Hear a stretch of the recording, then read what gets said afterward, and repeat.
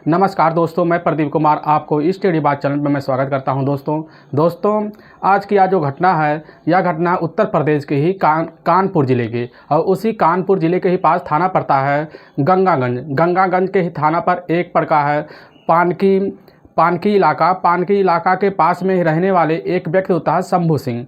जो शंभू सिंह होता है वह अपनी पत्नी तारा देवी के साथ वह अपने घर में रहते हैं। तो उनके दो बेटे भी होते हैं, जिनका बड़ा बेटे का नाम होता है मनोज और एक छोटा बेटा होता है दिनेश।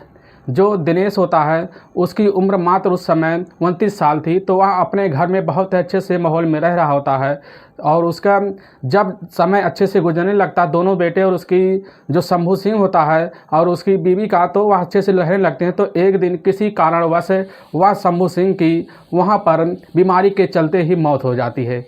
फिर अब इनकी जो घर की सारी जिम्मेदारी होती है शंभू की, वह उसके बड़े बेटे मनोज के ऊपर आ जाता है। अब मनोज इस जिम्मेदारी को निभाने के लिए अपने छोटे भाई दिनेश को भी साथ में लेकर भी चलने लगता है। तो ही मौके पर ही मनोज का वहाँ के इलाके में ही एक कंपनी में प्राइवेट में जॉब लग जाता है। अब जॉब करने के लिए वह दोनों जो होते हैं, उसका भाई भी अपने ही पास छोटे भाई दिनेश को बुला लेता है और उसी कंपनी में जॉब लगवा देता है, जिससे अब इनकी जो घर की माली हालत होती है, इस घर में काफ़ी सुधार आ गया होता है। तभी यह मौके पर अपनी घर की चीज़ सुधार ही कर रहे होते हैं।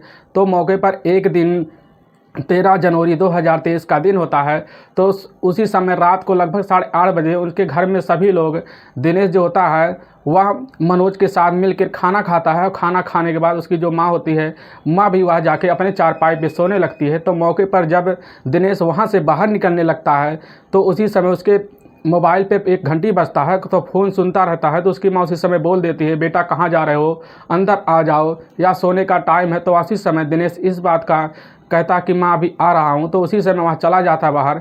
तो उसकी जो माँ होती है दिनेश की माँ, वह उसका वेट करते करते लगभग 3 घंटे का वक्त बीत जाता है। जब 12 बज जाता है तो उसी समय वह हैरान हो जाती है। तो उसी समय मनोज खुद से बोल देती है उसकी माँ कि वह जो दिनेश अभी तक नहीं आया है, वह गया कहाँ है। तो इसी बात को चिंता लेकर वह तुरंत ही मनोज भी निकल पड़ता है दिनेश को ढूंढने के लिए, लेकिन वह नहीं पाता।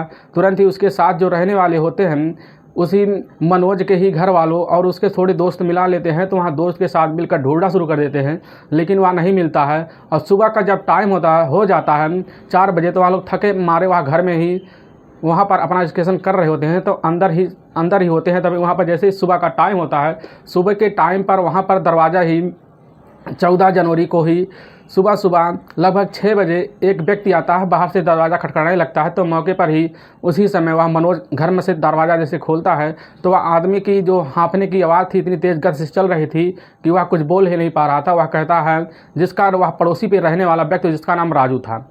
अब वह राजू जो होता है वह मनोज से बोलने लगता है कि भाई मैं कूड़ा फेंकने गया था, तो वहाँ पर देखा ही जो पेड़ है, पेड़ के नीचे एक व्यक्ति की लाश पड़ी है। मुझे लगता है वहाँ जो पेड़ है उसी व्यक्ति के नीचे एक डेड बॉडी पड़ी है। मुझे लगता है वह डेड बॉडी ज़रूर ही वह दिनेश भैया की है। तो मौके पर उसी समय मनोज वह भागता उसी डेड बॉडी के पास जाता है। तो वह देखता है, तुरंत ही वह उसके जो सर होता है, सर को बुरी तरह से पत्थरों से कुचला गया था।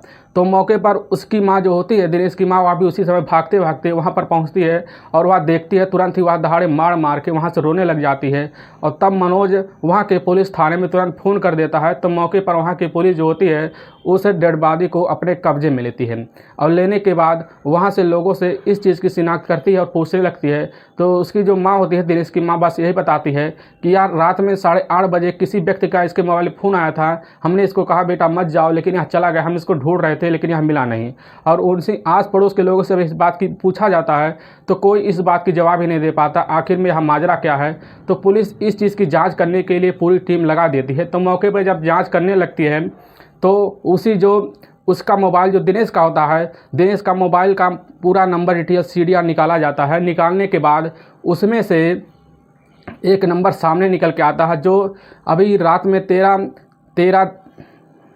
में 13 जनवरी को ही उसी समय एक शशांक नाम का एक व्यक्ति का फ़ोन आया था, जो उसी के पड़ोसी में रहने वाला उसका मित्र होता है दिनेश का।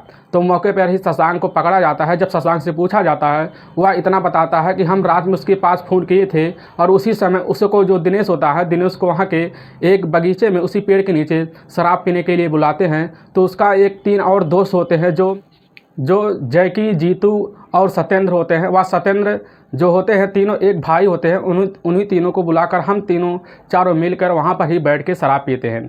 पीने के बाद वह नशे में ज़्यादा हो जाता है, जिससे दिनेश को हम लोग वहाँ से तुरंत ही भेज देते हैं और हम लोग अपने घर चले आते हैं। इसके बारे में कुछ नहीं पता है। तुरंत ही पुलिस जाके जयकू, जितेंद्र और उसी समय सत्येंद्र को भी उठा लेती है और उनसे वही बात पूछती है। तुरंत ही वही बात वो रिपीट कर देते हैं, जिससे पुलिस उसी समय उनके खिलाफ कुछ सबूत ना मिलने पाने की वजह से उनको उसी समय छोड़ देता है।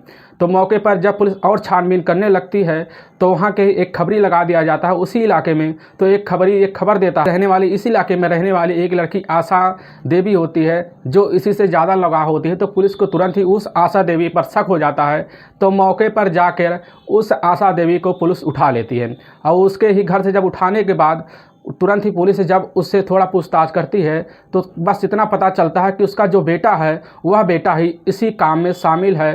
तो तुरंत मौके पर जाके उसके बेटे, जिसका नाम होता है गोलू की उम्र उस समय 15 साल थी और जो आशा देवी होती है उनकी उम्र उस समय 34 साल थी। अब यह पुलिस तुरंत ही उनसे ऐसा बात बोल देती है कि वह जो होता सच्चाई पूरी पुलिस के सामने पूरी तरह से रखने के लिए तैयार हो जाते हैं। पुलिस बस इतना बोलती है कि सारी सच्चाई जो है या शशांक ने कबूल दिया है कि तुम्ही दोनों का इसमें हाथ है।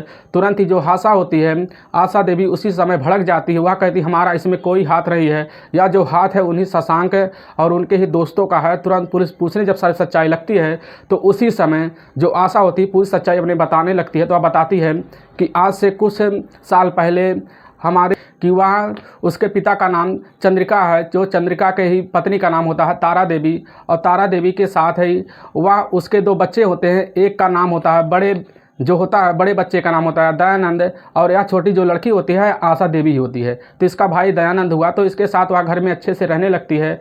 तो जो आशा देवी थी वह उस समय इतनी खूबसूरत थी, इतनी अच्छी थी और पढ़ने में वहाँ के ही एक इंटर कॉलेज में इंटर तक की पढ़ाई कर रखी थी। और इनके घर के तंगी की वजह से वह उसी समय आशा को वहाँ पर अपनी पढ़ाई पूरी तरह से छोड़ना पड़ जाता है। तो मौके पर जब आशा देवी थोड़ी उम्र बढ़ रही थी और उसी समय वह दहलीज पे आ रही थी, तो मौके पर उसके जो चंद्रिका पिता होते हैं वह वहाँ के पास में ही पड़ोस में रहने वाले एक लड़की की देखरेख के लिए लड़के के लिए जाते हैं। तो मौके पर वहाँ पर एक कबाड़ी बेचने वाला जो फेरी लगाता है, उससे बाबू सिंह जो नाम होता है, बाबू सिंह के साथ उस लड़की के देख रेख के लड़का देखा जाता है। तो मौके पर वह बाबू सिंह उसको पसंद आ जाते हैं। चंद्रिका को भी तुरंत ही उस लड़के के साथ बाबू सिंह और आशा सिंह के साथ दोनों की शादी कर दी जाती है।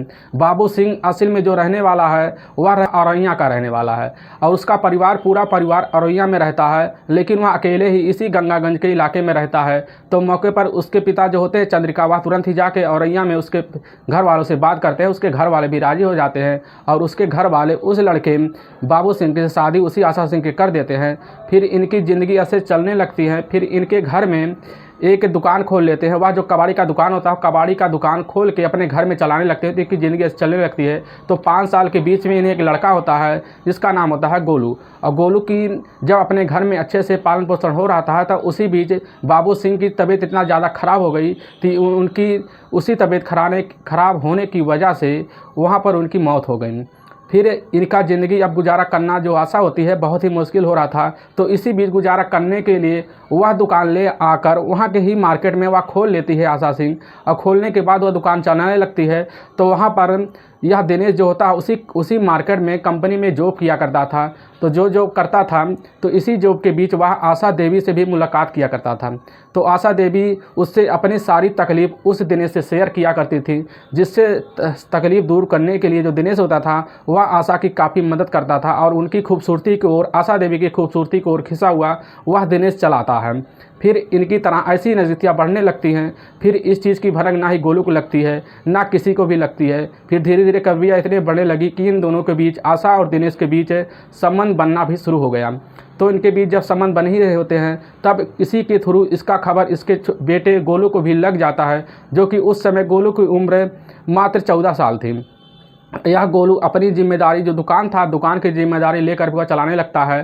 तो जब यह अपनी माँ को यह बात बोलता है तो उसकी माँ भड़क उठती है। तो उसकी माँ बोलती है किसने बताया? तो वह कहता हमें गांव के लोग खबर दिए हैं। तो वह इस बात को विश्वास करने के लिए पूरी तरह से तैयार भी नहीं हो पाता गोलू। और तो मौके पर ही वह अपनी माँ से यह बात टाल देता है। फिर एक दिन क्या होता है, जब उसकी माँ उसी दुकान में बंद रहा होता है तो मौके पर गोलू बाहर गया होता है तो आ जाता है तो वह देखता है जैसे अंदर, तो मौके पर ही उसी समय दिनेश और आशा देवी एक ही कमरे में मौजूद होते हैं और उन दोनों को एक अवस्था में देख लेता है। तो मौके पर देख के वह भड़क जाता है, फिर अपनी माँ को वह सारी बात जो होता है उसको बताने लगता है, धमकाने लगता है। तो मौके पर ही उसकी माँ तो मान जाती है, वह तुरंत ही वह जो होता है गोलू वह अपने मामा दयानंद को वह फ़ोन करके यह सारी बात बता देता है, जिससे मौके पर उसका मामा जो होता है दयानंद वह भी काफ़ी भड़क जाता है।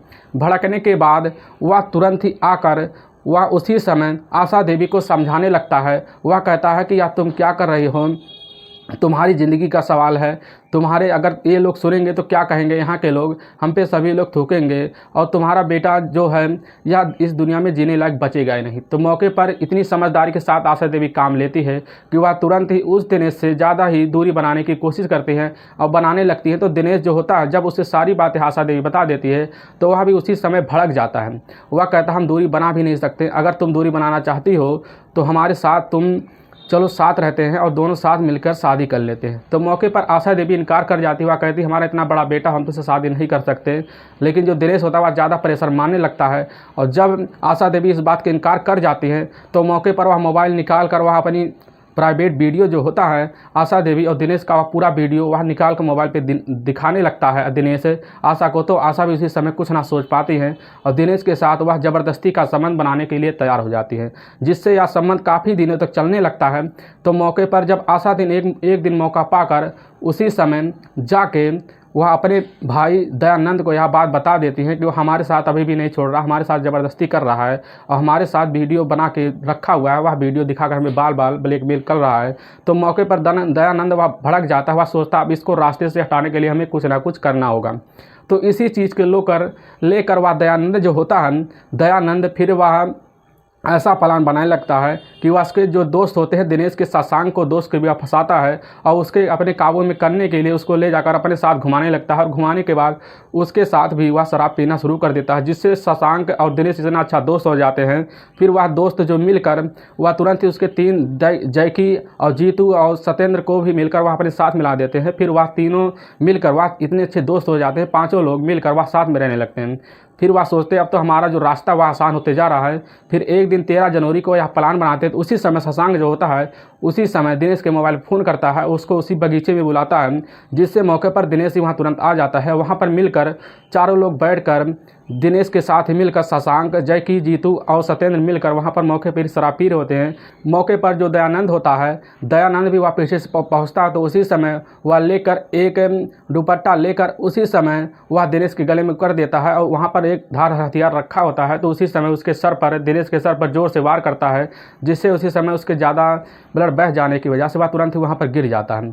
तो मौके पर ही उसकी तुरंत ही उसी समय वह मौत हो जाता है। फिर इसके बाद वह लोग वहीं पर छोड़ के भाग जाते हैं। भागने के बाद जब सारी सच्चाइयाँ आशा देवी उसके बेटे गोलू सुनते हैं तो उसी समय पुलिस की सारी टीम जो होती है वह जीतू, जैकू और शशांक और सत्येंद्र को ढूंढने के लिए निकल चुकी होती है। तो मौके पर उनको अरेस्ट भी कर लिया जाता है और उसी समय उनको जेल में लंबे सज़ा के लिए डाल दिया जाता है। तो अगर आपको यह वीडियो पसंद आ रहा है तो इस वीडियो को ज़्यादा से ज़्यादा शेयर और सब्सक्राइब और लाइक ज़रूर करें, जिससे हम आपके बहुत आभारी रहेंगे। फिर मिलेंगे नेक्स्ट वीडियो लेकर, तब तक के लिए राम राम, जय हिंद दोस्तों।